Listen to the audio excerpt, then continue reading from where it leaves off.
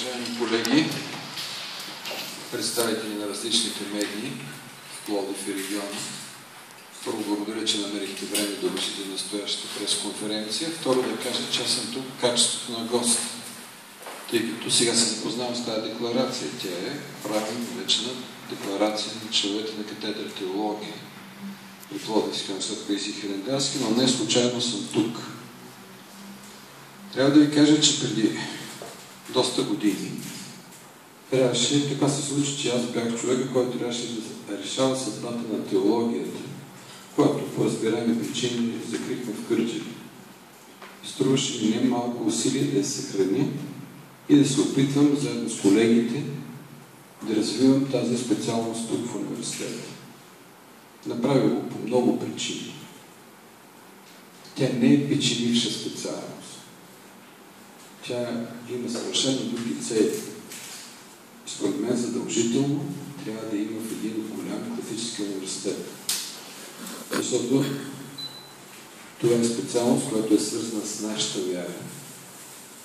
Главно и основно с православието, неговите ценности, с духовността. И за мен тя беше от изключително значение. Това направих всичко възможно да я съхраним. Тя тръгна по един много интересен начин развитието. Идеята беше да се създаде, и оказвам съвършено отговорно, единен духовно-образователен комплекс, който да включва университета със специалността теология, тогава нямаше още катедра, семинарията и митрополията. Единен духовно-образователен комплекс. Когато специалността правиш своя пощапулник, това беше първата или втората година, току-що дядо Николай, негово високо просвещенство, пловдивския митрополит, беше влезъл в длъжност, имахме много срещи. Той благослови тази специалност, говорихме за тези идеи и започнахме постепенно да ги реализираме. И пак отговорно искам да заявя, че не университетът и институцията, която е отстъпила от тази идея. И ако получаваме обвинения, защото такива слухове се носят, че ние тук, видите ли, в катедрата по теология сме отстъпили от ценностите на българското православие, те са абсолютно неверни. Твърди го абсолютно отговорно. Значи основите на тази специалността теология е Пловдивски университет. В основите стоят ценностите на българското православие. Разбира се, изучават се и много други неща, защото това е университет. Значи специалността теология не е училище, което подготвя единствено и само свещеници, които да могат, дай Боже, прилично да водят службите, да служат църквата. Специалността теология подготвя не само добри свещеници. Тя подготвя хора с широк поглед, с богата култура.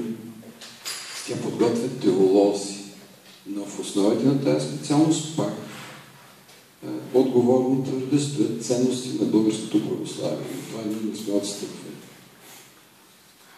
Оттам нататък, учебните планове на тази специалност имаше проблеми при прохождането, но сега те са публично достояние, те могат да се видят.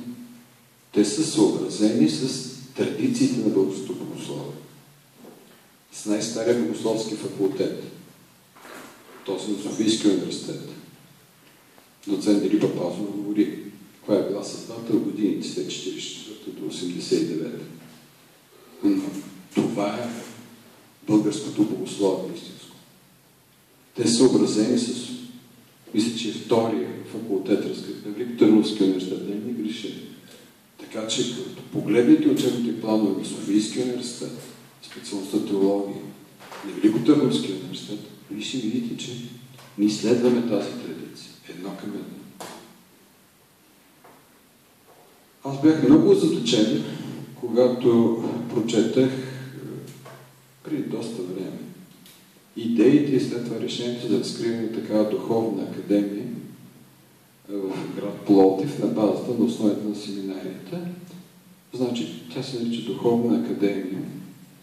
Но за разлика от Духовната академия съществува от 1944 до 1989. След това се превърна, както е било преди време, Богословски факултет към Софийския университет, защото все пак аз съм филолог и знам какви хора са преподавали там. Тази Духовна академия тук няма нищо общо с това, което е съществувало между 1944 и 1989. И няма как влиза. Това си е едно, как да го нарека, религиозно училище. Има и ислямско такова, със съответно нормативен документ, който се подготвя имами. Доколкото знам, има протестантство такова. За католическо не ми е известно. Те са под юрисдикцията, това специално на Синода, но тук беше много ясно казано. Това не са висши училища по смисъл на закона. Пак повтарям, не са висши училища по смисъл на закона. Те не са минали тежки процедури по акредитация, те нямат хабилитиран състав, нямат хора, които да водят учебен процес, такъв какъвто изисква закона за висше образование. Като ни им пречи да съществуват. Те си имат специфичен статут. И с акт на Министерския съвет се създава. Така че това е едно религиозно училище. То си има свои цели. Не знам доколко как ще ги реализира, но пак ако трябва ще потрети. Това не е висше училище по смисъла на действащата законна разпоредба. Което не му пречи да съществува. Но не бива да бъдат заблуждавани хората. За съжаление не се случи не по моя вина и не по наша вина. Това, което исках. Създаването на този единен духовен образователен комплекс. Винаги сме се съобразявали и с семинарията, и с митрополията. Винаги сме искали благословията на много високото свещенство. Закупни неща, които се случват тук. Но все пак ние сме висше училище, държавно по статут.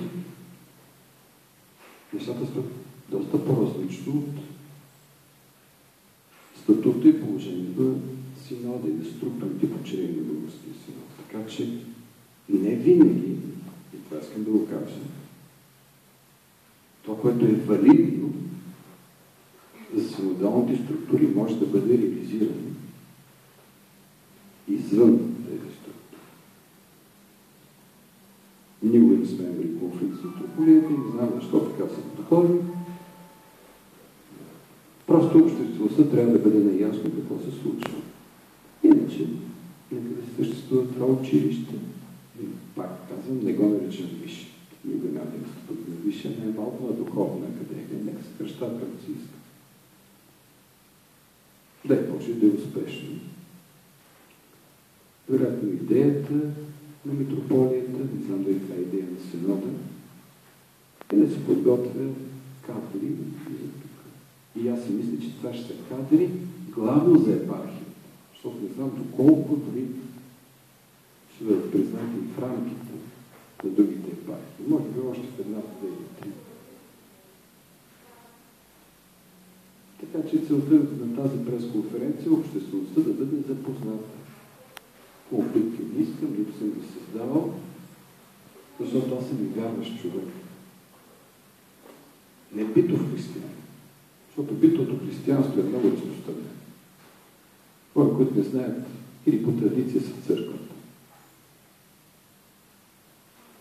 Няма лошо. Те са вярващи, обаче те не знаят какво се случва. Така че най-малко аз мога да бъда упрекнат в прегрешения,